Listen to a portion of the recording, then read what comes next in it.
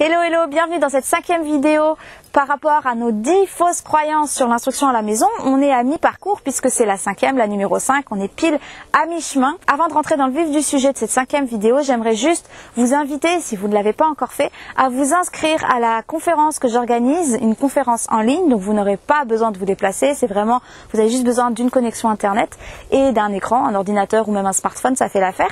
À la fin de ces 10 vidéos, donc le 11e jour, au lieu d'une 11e vidéo, ce sera une conférence en ligne 100% gratuite. Donc je remets le lien là sur la vidéo, vous pouvez cliquer dessus si vous êtes sur YouTube, sinon vous avez le lien dans la description sur Facebook. Vous pouvez vous inscrire dès maintenant, mettre sur pause, vous inscrire, réserver votre place pour pouvoir poser vos questions en direct. On va aborder plein de choses au sujet de l'instruction à la maison. Voilà, maintenant que cette annonce est faite, je vais rentrer dans le vif du sujet. Et donc pour cette 5e vidéo, on va aborder une fausse croyance qui est l'instruction à la maison, ce n'est pas pour moi parce que moi je n'aurai jamais le temps de pouvoir faire ça, de pouvoir instruire mes enfants à la maison avec le programme que j'ai, mon organisation, c'est impossible. Alors je suis pas là pour vous dire ce qui est possible ou pas en fonction de votre vie, parce que ça il n'y a que vous qui puissiez le définir et il n'y a que vous pour pouvoir savoir mieux que quiconque. Maintenant j'aimerais dire que à fur et à mesure que je rencontre des personnes qui pratiquent l'instruction à la maison, au fur et à mesure que je lis les témoignages sur les forums, que je vois un petit peu comment s'organisent les gens chez eux, et bien je peux vous dire qu'il existe toutes sortes de familles pratiquant l'instruction à la maison. On a les parents qui ont la capacité financière, qui est un parent qui travaille et l'autre pas. Donc un parent est 100% disponible pour pouvoir instruire les enfants à la maison. On a un deuxième cas de figure, c'est quand les deux parents travaillent, mais se chargent aussi de l'instruction. Soit ils sont en freelance, soit ils sont en temps partiel, mais du coup il y a une alternance entre les parents pour pouvoir assurer l'instruction. Un coup c'est l'un, un coup c'est l'autre. Et on a le cas de figure de parents qui travaillent tous les deux à temps plein, parce que financièrement ils ne peuvent pas faire autrement, mais qui ont quand même fait le choix de ne pas scolariser leurs enfants pour X ou Y raison, mais pour eux c'est une conviction et ça vient vraiment de l'intérieur. Donc du coup ils ont mis en place des mécanismes pour pouvoir y arriver et pour pouvoir trouver le temps. Et du coup ils préfèrent embaucher quelqu'un qui va garder leurs enfants quand leurs enfants sont en bas âge. Je me fais attaquer par les insectes. C'est le risque quand on fait une vidéo dans la nature. Mais du coup voilà, ces parents-là vont pouvoir, alors si les enfants sont grands, et ben c'est les grands enfants, ils vont être autonomes la journée et ils vont peut-être leur laisser du travail à faire et puis des dossiers à étudier, des choses à faire, voilà, pendant la journée. Ou alors si les enfants sont en bas âge, il y en a même qui peuvent engager une babysitter ou une nounou à temps plein qui s'occupe des enfants la journée pendant qu'ils travaillent. Et du coup les parents assurent l'instruction le soir, pendant les week-ends, pendant les vacances scolaires. Alors je suis pas en train de dire que vous devriez faire pareil, c'est juste que je crois vraiment que quand on veut, on peut, et que si on a vraiment une bonne raison de faire l'instruction à la maison, si on a vraiment une conviction et si c'est quelque chose qu'on sait qui va être positif pour l'enfant, eh bien tous les freins qui vont se poser devant nous, ils vont sauter au fur et à mesure parce qu'on va être inventif, on va être créatif pour trouver des solutions. Donc quand vous vous dites « je n'ai pas le temps », je pense plutôt qu'il faudrait se dire « je ne trouve pas le temps ». Alors peut-être que vous travaillez et que vous pensez que c'est impensable de faire l'instruction à la maison. Peut-être que vous avez plusieurs enfants et donc des enfants en bas âge dont il faut s'occuper, qui réclament beaucoup de soins, beaucoup de présence et du coup vous avez beaucoup moins d'énergie et beaucoup moins de temps à accorder aux plus grands pour l'instruction. Ce sont des cas de figure que rencontrent aussi les autres familles qui ont fait le choix quand même de choisir l'instruction à la maison et eux réussissent d'une manière ou d'une autre. Ça ne veut pas dire que c'est facile, ça ne veut pas dire qu'il n'y a pas des moments de galère, des moments de doute, ça ne veut pas dire qu'il n'y a pas des moments où les enfants sont peut-être laissés plus en autonomie. Moi je suis convaincue que petit pas par petit pas, on arrive toujours à créer son propre schéma, sa propre organisation qui va faire qu'on peut y arriver. Même si c'est accorder qu'une demi-heure par jour à ses enfants pour l'instruction en formel, même si c'est laisser plus ses enfants en autonomie. En fait, trouver le temps, c'est pour toute chose, c'est difficile. C'est-à-dire trouver le temps pour prendre du temps pour soi, c'est difficile. Trouver du temps pour prendre soin de son couple, c'est difficile. Je pense vraiment que quand on veut, parce qu'on est convaincu, on va trouver des solutions. Et au niveau du timing, c'est pareil. C'est-à-dire qu'on est maître de l'organisation de notre emploi du temps. Même si on a des contraintes, c'est nous qui organisons malgré les contraintes. Mais voyez, moi, il y a quelques années, j'allais dire, je crois que ça fait à peu près 1 an que j'ai été sevrée, mais une fois, par hasard, j'ai joué à Candy Crush et en me disant il est nul ce jeu. Et en fait, j'ai fait une partie, puis 2, puis 3. Puis après, chaque fois que j'avais 5 minutes, 10 minutes de temps libre, je faisais 1 ou 2 parties. Et en fait, une fois, j'ai calculé, le nombre de 5 minutes que je passais, puis en fait les 5 minutes se transformaient en 20 minutes parce que j'avais réussi à passer des niveaux, donc j'avais des vies, etc.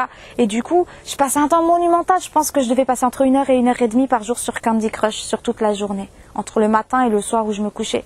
Et je me suis dit, mais quelle merde, quelle perte de temps, sérieux. C'est pas parce qu'on n'a qu'un enfant qu'on a plus de temps que si on en avait plusieurs. C'est faux, parce que le temps, on le comble de plein de manières différentes et de plein de bêtises différentes et de plein de choses différentes. Donc en fait, que vous ayez plusieurs enfants ou pas, que vous ayez des enfants bas âge et d'âge plus grand, que vous ayez qu'un enfant, que vous travaillez à temps plein ou que vous soyez à la maison, vous pouvez dans tous les cas manquer de temps. Il suffit de faire le bilan quand on réalise que quand on était étudiant, on n'avait pas le temps. On disait, oh punaise, j'ai pas le temps de faire ci, j'ai pas le temps de faire ça. Mais on n'avait pas d'enfants à cette époque-là.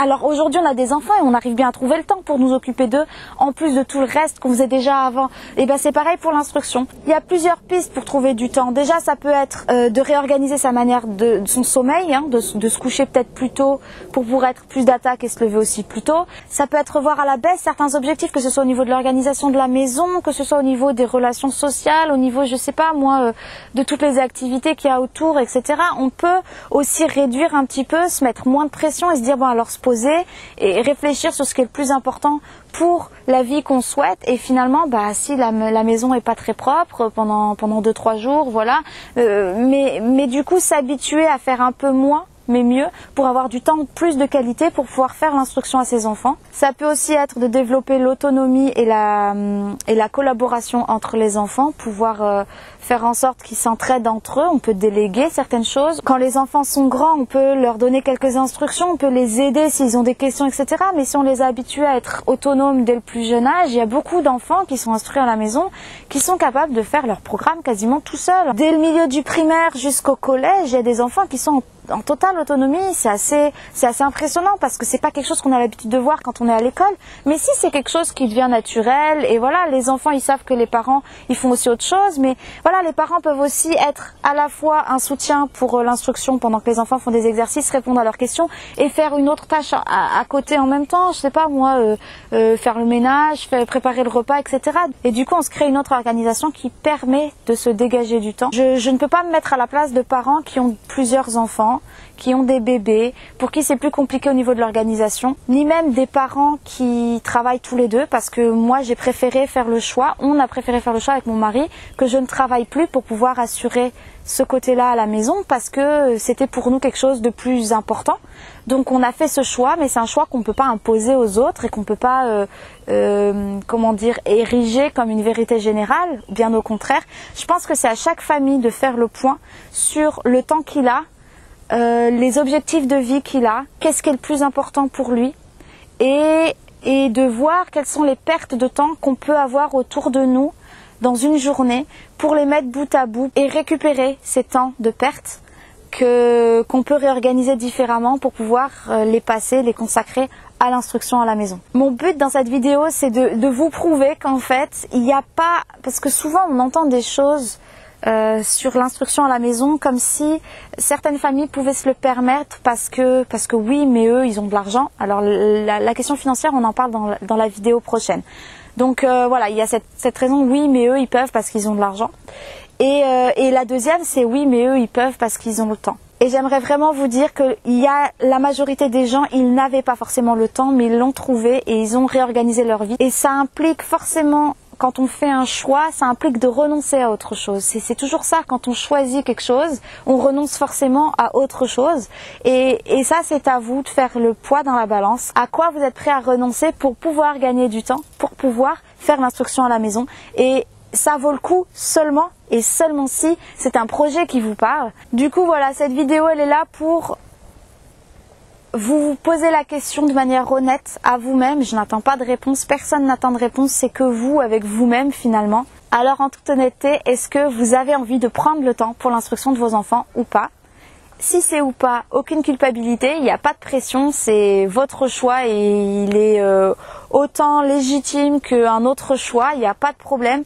Mais par contre, du coup, ne vous dites plus, moi j'ai renoncé à l'instruction à la maison parce que je n'avais pas le temps. Dites-vous juste plutôt, j'ai renoncé à l'instruction à la maison parce que je ne voulais pas donner du temps à ça et que je préférais donner mon temps ailleurs. C'est pas forcément plus mal. On peut donner son temps dans d'autres projets qui sont tout aussi motivants, stimulants et épanouissants pour la famille, pour soi, pour les enfants. Mais voilà, c'est juste une question d'honnêteté. Écoutez, j'espère que cette vidéo vous a parlé, qu'elle vous a permis de faire le point. En tout cas, moi, c'est ce que je voulais en vous la présentant. Et j'attends vos commentaires. Toutes vos réflexions sont bonnes à prendre. Peut-être que ça va permettre de faire évoluer la réflexion d'autres qui vont visionner cette vidéo et qui veulent avoir l'avis d'autres personnes. Ça peut être bien pour le dialogue. Voilà, écoutez, moi je vous laisse ici. On se retrouve demain pour la fausse croyance numéro 6. Et également, si vous ne l'avez pas fait en début de vidéo, vous inscrire pour la conférence qui aura lieu le 11e jour. Donc dans 6 jours, on se retrouve à 20 h en ligne, en direct. C'est gratuit, il vous suffit juste d'avoir un ordinateur, une connexion internet et on pourra aborder ce sujet plus en détail de l'instruction à la maison. Vous pourrez poser vos questions, on essaiera d'y répondre. Je ne suis pas sûre d'arriver à répondre à tout le monde, mais on verra pour que ce soit le plus constructif possible. Voilà, je vous dis à demain.